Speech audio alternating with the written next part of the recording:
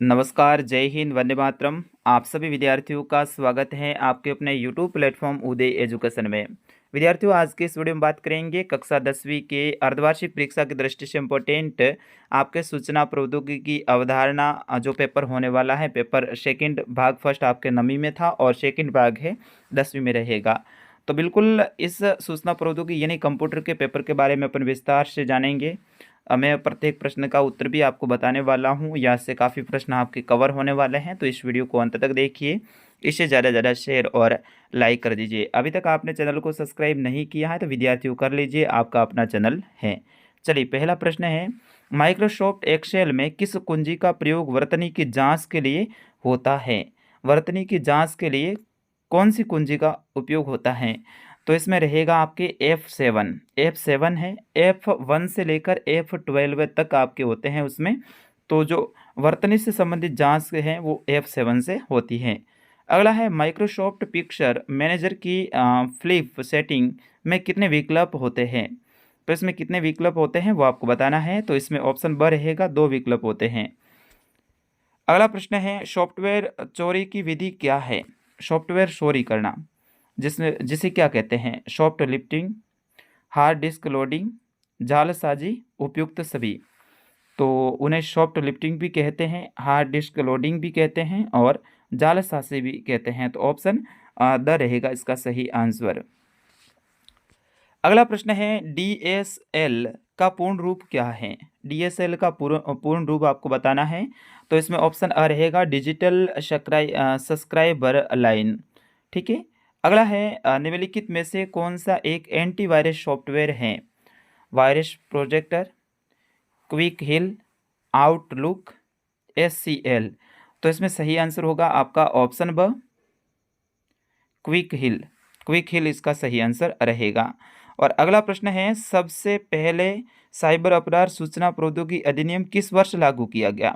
तो बिल्कुल ये वर्ष आपको बताना है, किस वर्ष ये लागू किया गया है। तो इसमें आपका ऑप्शन स रहेगा 2001 में लागू किया गया। फिर उसके बाद में अगला प्रश्न आपके रहेगा अति लघुतरात्मक प्रश्न। अति लघुतरात्मक का मतलब होते हैं बिल्कुल छोटे प्रश्न। ई कॉमर्स क्या है? तो इलेक्ट्रॉनिक कॉमर्स जिससे इंटरनेट के माध्यम से उत्पादों एवं सेवाओं की खरीद और बिक्री शामिल की जाती है, तो उसे ई कॉमर्स कहते हैं। यानी इंटरनेट के माध्यम से अपन क्या करते हैं, वस्तुओं को बेचते हैं और खरीदते हैं, तो उसे क्या कहते हैं? ई कॉमर्स कैसे कहते हैं।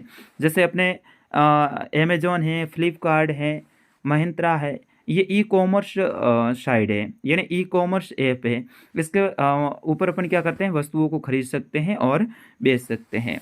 अगला है, साइबर अपराध क्या है? आपको बताना है साइबर अपराध क्या है। तो एक आपराधिक गतिविधि होती है साइबर अपराध, जो कि कंप्यूटर या फिर कंप्यूटर नेटवर्क या फिर नेटवर्क डिवाइस को उपयोग की जाती है।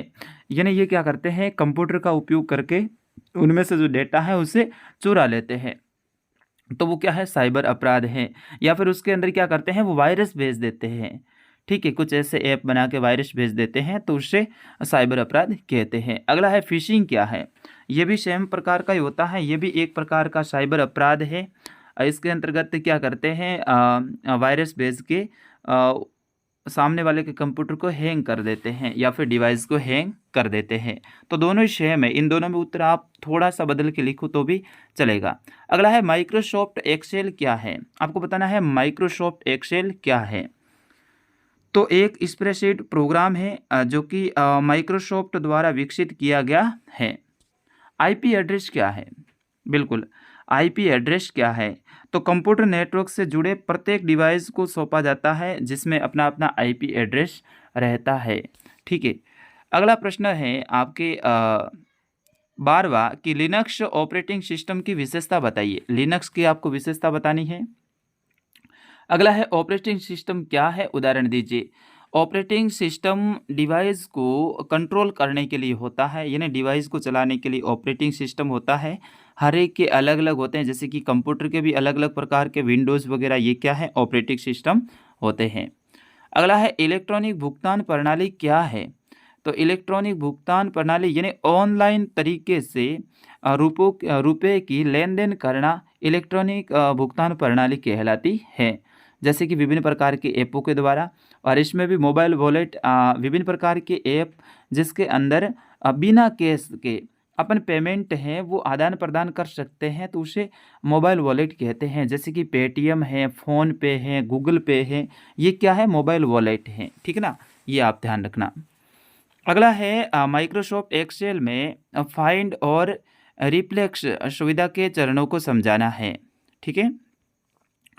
16वां प्रश्न है ईमेल के उपयोग का वर्णन करें, साथ ही इसके दैनिक जीवन में 2 उदाहरण दीजिए।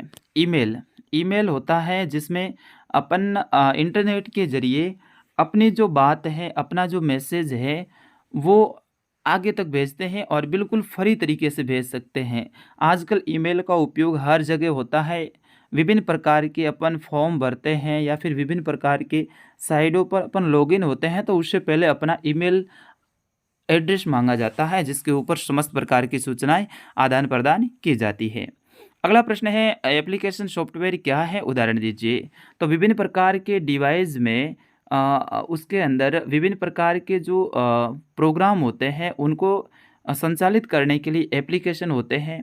जो विभिन्न प्रकार के अलग अलग प्रकार के वही है एप्लीकेशन सॉफ्टवेयर। अगला है लिनक्स ऑपरेटिंग सिस्टम के आर्किटेक्चर को समझाइए। अगला है ओपन सोर्स सॉफ्टवेयर के नुकसान और हानियाँ बताइए। ओपन सोर्स सॉफ्टवेयर, इनके नुकसान और हानियाँ आपको बतानी है।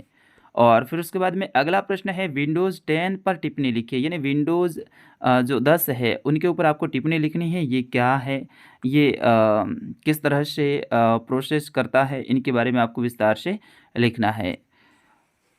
फिर आगे के जो प्रश्न रहेंगे वो रहेंगे आपके निबंधात्मक प्रश्न।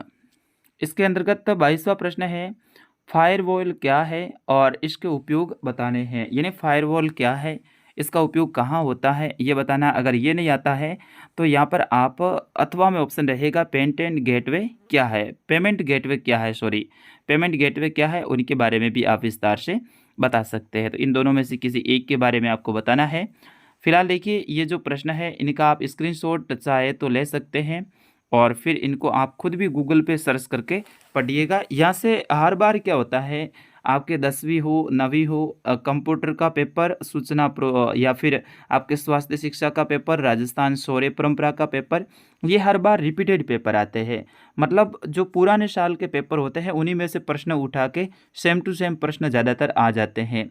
तो ये पेपर भी पुराने साल का ही है, यानी लास्ट ईयर का है। और इनमें से भी काफ़ी प्रश्न इस साल भी आप देखेंगे तो रिपीट देखने को मिलेंगे, क्योंकि इन पेपरों में अलग से बुक इतनी रखते नहीं हैं और प्रश्न सेम सेम ही लगातार हर साल देते रहते हैं।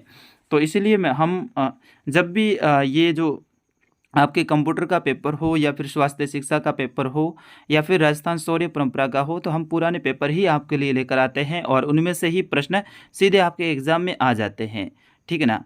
तो एक और मैं पेपर अपलोड करने की कोशिश करूंगा 2023 वाला, तो उसको भी आप देखिएगा, उनमें से भी आपके पेपर में प्रश्न आने की पूरी संभावना रहेगी। तो फिलहाल इस वीडियो में इतना ही। नमस्कार, जय हिंद।